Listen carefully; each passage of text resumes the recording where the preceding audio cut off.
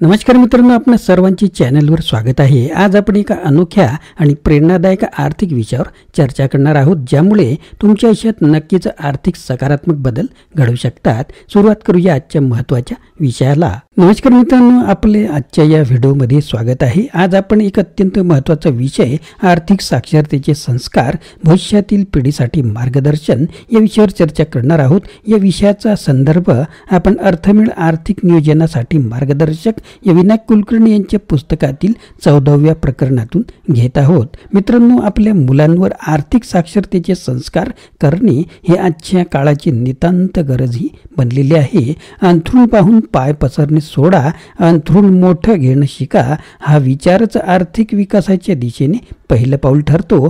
तर मोठं अंथरूण घेण्याची क्षमता आणि नोकरी देणारे किंवा उद्योगपती बनणारे संस्कार या पिढीवर करणे आवश्यक आहेत। या व्हिडिओमध्ये आपण श्रीमंत मनाची रचना, गुंतवणूक आणि आर्थिक नियोजन, कर्जाचा योग्य उपयोग यासारख्या अनेक महत्त्वाच्या मुद्द्यांवर चर्चा करू। चला तर मग या आर्थिक प्रवासाला सुरुवात करूया आणि जाणून घेऊया यशस्वी आर्थिक नियोजनाची गोपितं। मित्रांनो, आपल्या मुलांच्या बाबतीत आपणही विचार केले आहेत का याचा विचार करा।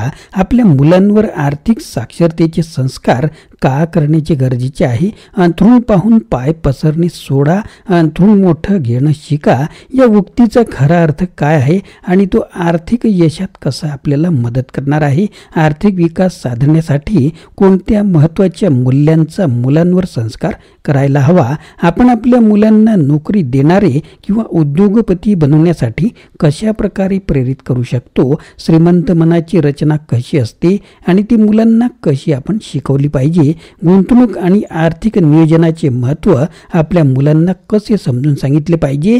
कर्जाचा योग्य उपयोग कसा करावा आणि त्याबाबत आपल्या मुलांना कोणते संस्कार करणे आवश्यक आहे? मित्रांनो, या सर्व प्रश्नांची उत्तरं आपण या व्हिडिओत पाहणार आहोत। आजचा आपला विषय आहे आर्थिक साक्षरतेचे संस्कार करणे गरजेचे कसे आहे। अंथरूण पाहून पाय पसरण्याचा संस्कार करण्यात धन्यता मानताना वाढत्या शरीरांसाठी आणि व्यक्तींसाठी अंथरूणही मोठे घेण्याचा संस्कार टाळण्यात आलेला दिसतो।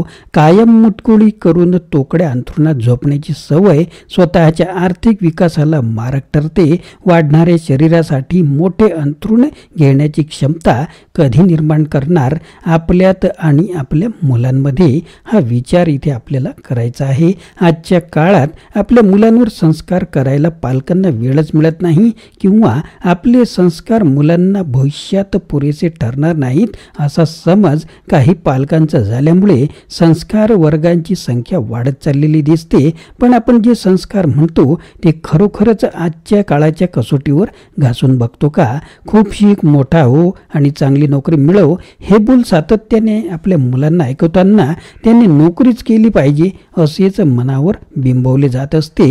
नोकरी करण्यापेक्षा नोकऱ्या निर्माण करण्याचा संस्कार आपण करतो का? मुळीच नाही, कारण उद्योगधंद्यात जोखीम असते। ही जोखीम स्वीकारायला मराठी मन कच खाते। तू एवढा शिकून मोठा हो की किमान एक तरी व्यक्तीला तुझ्याकडे नोकरी देऊ शकला पाहिजे असे विचार आपण एकदा तरी आपल्या पाल्याला सांगतो का? मुळीच नाही। तू स्वयंरोजगार निर्माण करू शकतोस असा विश्वास देणारा संस्कार लहानपणापासूनच करण्याची धमक आपण पालकांनी दाखवली तर उद्योगपती बनण्याचे उद्दिष्ट सत्यात उतरू शकते। तर आपण लुल्या पांगळ्या श्रीमंतीपेक्षा धट्टीकट्टी गरिबी बरी हा संस्कार सुद्धा प्रत्येक मराठी मध्यमवर्गीय घरात करण्याचा प्रघात आहे। अरे, असे कोणी सांगितले की श्रीमंती ही लुळी पांगळी असते किंवा दिव्यांग असते म्हणून आपण गरिबीला चिकटून बसलो तर शरीर यष्टी धट्टीकट्टी कशी राहील? अति श्रीमंतीमुळे कष्ट करण्याची सवय घालून बसलो तरच येणारे पांगळेपण घातक ठरू शकेल।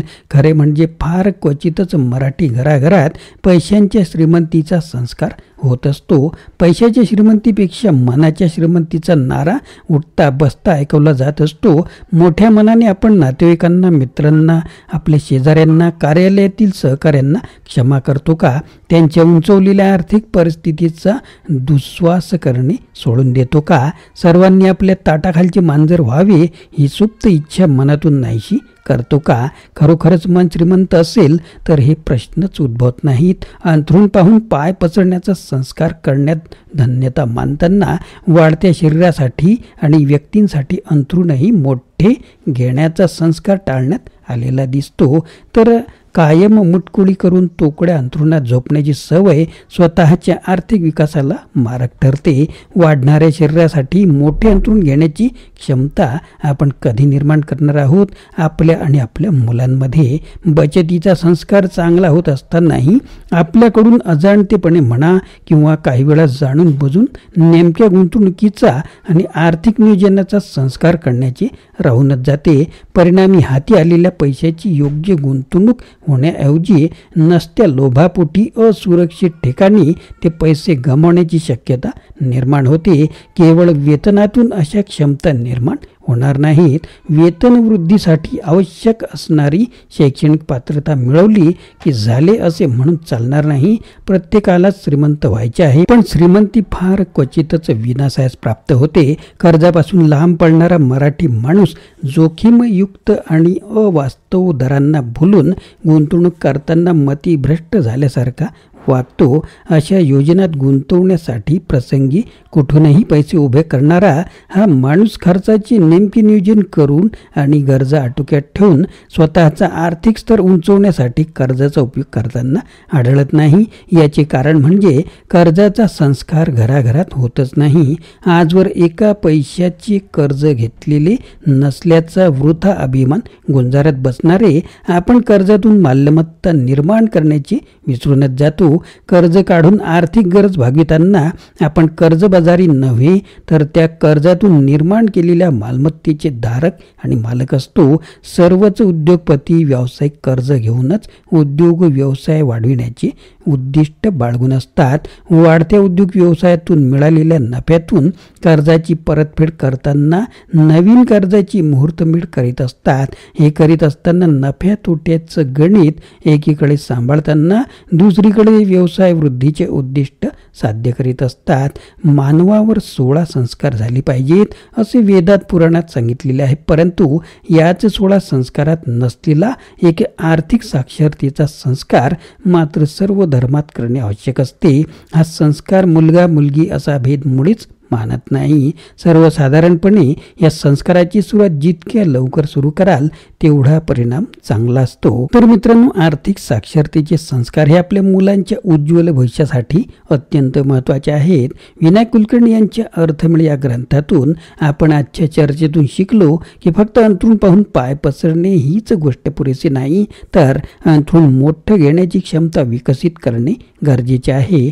नोकरी शोधणाऱ्या पिढीला नोकरी देणारी पिढी बनवण्यासाठी आणि उद्योगपती घडवण्यासाठी योग्य विचारांचा आणि मूल्यांचा संस्कार करणे महत्त्वाचे आहे. श्रीमंती केवळ पैशांचीच नसून ती विचारांची आणि मनाची सुद्धा असते. या श्रीमंतीचे संस्कार आपल्या मुलांवर करणे हेच त्यांच्या यशाचे खरे बीज आहे. आर्थिक नियोजन, गुंतवणूक आणि कर्जाचा योग्य उपयोग कसा करावा हे शिकवणे हे त्यांचे भविष्य घडवणारे पाऊल ठरू शकते. तर मित्रांनो, आपल्या मुलांमध्ये हे विचार रुजवून त्यांना आर्थिकदृष्ट्या सक्षम आणि स्वावलंबी बनवूया. आजचा हा संदेश पुढे पोचवा आणि आर्थिक साक्षरतेचे संस्कार सर्वत्र पसरूया. मित्रांनो, व्हिडिओ आवडल्यास लाईक करा, शेअर करा, आपल्या मित्रांना फॉरवर्ड करा आणि नवीन असाल तर चॅनेलला सबस्क्राईब करायला विसरू नका. पुन्हा भेटूया अशाच प्रकारच्या आगळ्या व्हिडिओमध्ये.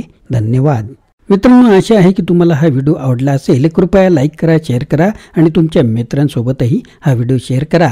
चॅनेलला सबस्क्राईब करा आणि आमच्यासोबत या शिक्षणाच्या प्रवासात सामील व्हा. पुन्हा भेटूया अशाच प्रकारच्या आगळ्या व्हिडिओमध्ये. धन्यवाद.